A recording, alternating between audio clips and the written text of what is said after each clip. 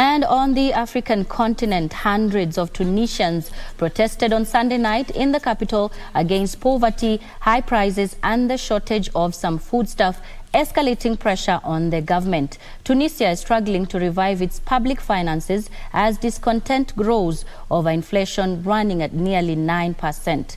Details of this and more in the news from across the continent.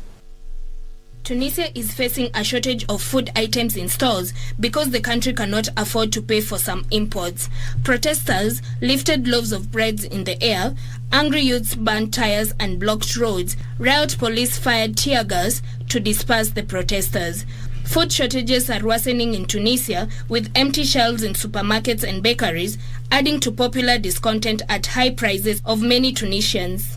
Tunisia, which is suffering its worst financial crisis, is seeking to secure an international monetary fund loan to save public finances from collapse. Meanwhile, the cost of Nigeria's fuel subsidies rose to 525.714 billion naira in August, bringing the total spent this year to 2.568 trillion naira. The increasing cost of keeping petrol prices low are straining the budget and draining revenue from the Nigerian National Petroleum Corp.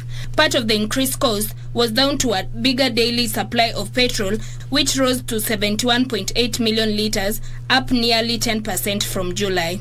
Oil production in August averaged 1.18 million barrels per day, well below the nation's OPEC quota of 1.8 million barrels per day due to theft from pipelines that curtailed production. Finally, in the territory of Nyiragongo, in the east of Democratic Republic of Congo, maize farmers are crying foul. This field belonging to the Mogoiko community has been ravaged by the armyworm and the damage is enormous. The pest attack the leaves and stems of maize plants, leaving them unable to grow or reach flowering stage.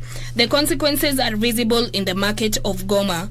The price of maize has risen significantly since production is down following the appearance of this armyworm. A bag of maize that used to cost 30 or 35 US dollars is now being sold for 75 or 80 US dollars. Maize is a major staple in the east of the Democratic Republic of Congo.